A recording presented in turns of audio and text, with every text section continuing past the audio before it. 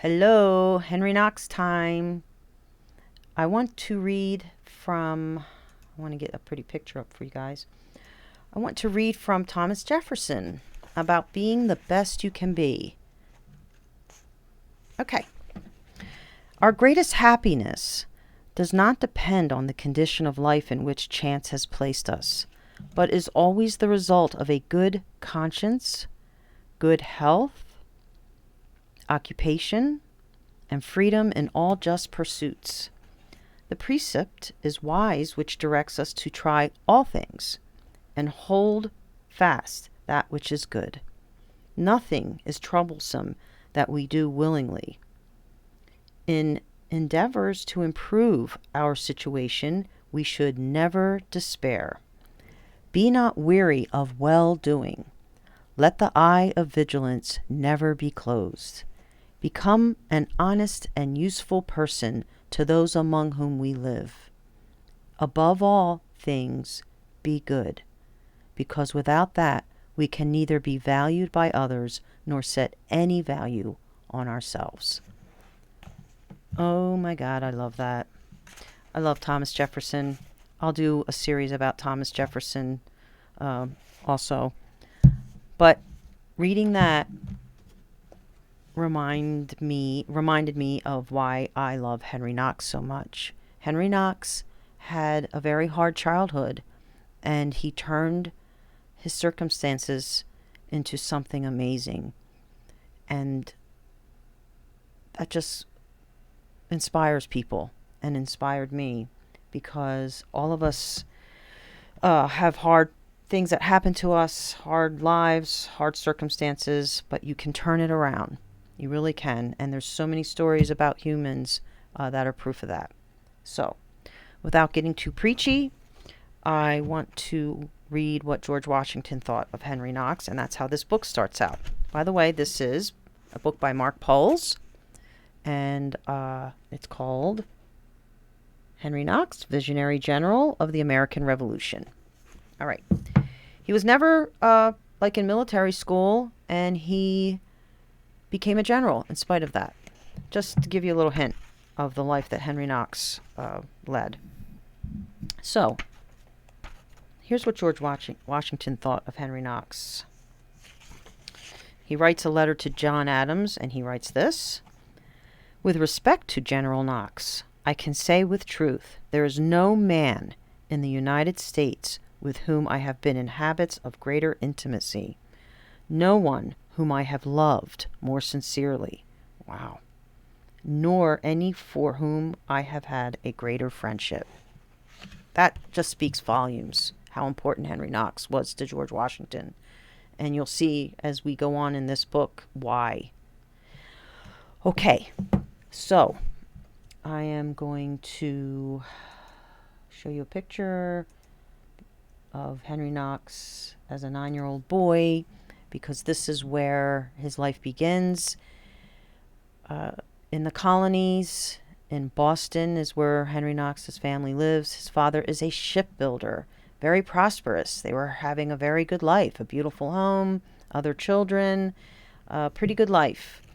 But then England decides to make a law that you can't use any other currency except the one from England. And I'll just keep this like brief. There's more details, but that's basically it. When you outlaw the other currencies, so that implies there were other currencies being used in the colonies, which helped pass the wealth around.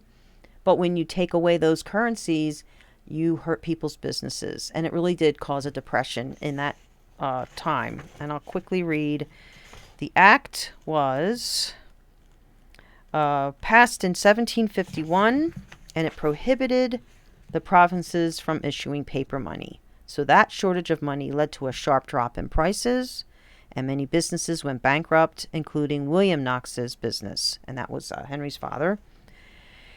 He had to sell off his property. He was devastated, and he had a nervous breakdown, and he went to the West Indies. He sailed to the West Indies to get away from it all. He eventually just abandoned the family and left Henry Knox as a 9-year-old boy to have to care for his mother and younger brother. There were older siblings, but they had gone away long before this even happened, and they never returned to Boston. So that is where this book starts, when Henry is employed at a bookstore, and it actually made his life interesting, and he was better off for it. Now, he was in a Latin school, and he had to leave that Latin school. And that made me think, I keep hearing, Latin. Latin was so important. If you wanted to be educated, you have to learn Latin. So I'm just going to bring up some book pictures. I love that picture of those two books. Old books. I love old books. But I want to quickly show you an article about Latin. Top 10 reasons for studying Latin. Latin is the next step after phonics. Half of our English vocabulary is made up of Latin words and roots. So I won't bore you with all the Latin stuff, but I want you to realize that Latin is, if you learn Latin, then you can learn other languages easier. And I'll just leave it right there. I think you should all look into how important Latin really is. One other article I found was the benefits of learning Latin, and I'll just quote this woman. I will say it at once, quite firmly, that the best grounding for education is the Latin grammar. I say this not because Latin is traditional and medieval, but simply because even in a rudimentary knowledge of Latin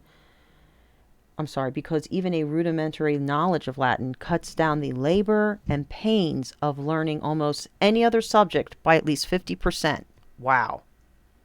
I would say we should look into some Latin, my opinion. Okay, so now I'll go back to some pictures. Henry is in a bookstore, and he does really well. The men who own the bookstore, their name were Wharton and Bowes. They had a fashionable bookshop in Boston. Taking pity on the family, Nicholas Bowes agrees to hire Henry and provide him with whatever paternal attention and moral guidance the now fatherless boy needed. Mary took solace, that's his mom, that her son could continue his education in a bookstore in an atmosphere of literacy and learning, frequented by the most educated and influential people in Boston. And it was, too. He gets to meet Samuel Adams. He gets to meet John Adams. So Samuel Adams is this leading vocal man in Boston, and he is the one who spearheads liberty movements and rallies and preaching to the colonists that the tyranny is creeping in. And he, of course, is one of the founding fathers. So is John Adams.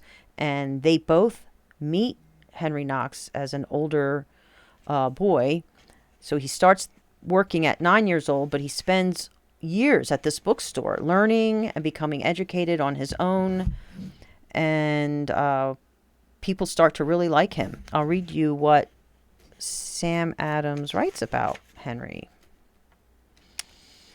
Radical Whig leader Samuel Adams thought Knox was, quote, a young gentleman of a very good reputation. And John Adams, a young lawyer who recently opened his practice in Boston, thought Knox, quote, a youth who had attracted my notice by his pleasing manners and inquisitive turn of mind. He was inquisitive. He was trying to make something of himself. He was studying all these subjects that he couldn't study if he was in school, but he still made the best of it. He still became a very educated young man. He took home books. He was allowed to take home the books from the store. He still studied Latin, and he studied other languages. He taught himself French, and he also taught himself military skills. And that's important because that's what makes Henry very important in the years soon to come. I will read this quote from the book. Henry possesses a genial personality. He enjoys dealing with customers, clergymen, merchants, seamen, mothers, and daughters. He especially enjoyed talking to veterans of the militia who stirred his imagination. Okay, so when it talks about veterans of the militia, a few years before he's in this bookstore, the French and Indian War was going on. And this bookstore was a social gathering place as well. So men who fought in these wars, and that's a whole different topic. You can study the French and Indian War. Was France and Native Americans together fighting the British for land and territory. And these men of this war would come to this bookstore to hang out because it was a big social place. It was kind of like a cafe at the time. And he got to hear stories of these men and learn from them as well about military skills and life out in the wilderness. So, I'll skip in. This is all chapter 1. It's very interesting because it gives you an idea of how he became skilled and what he became skilled in.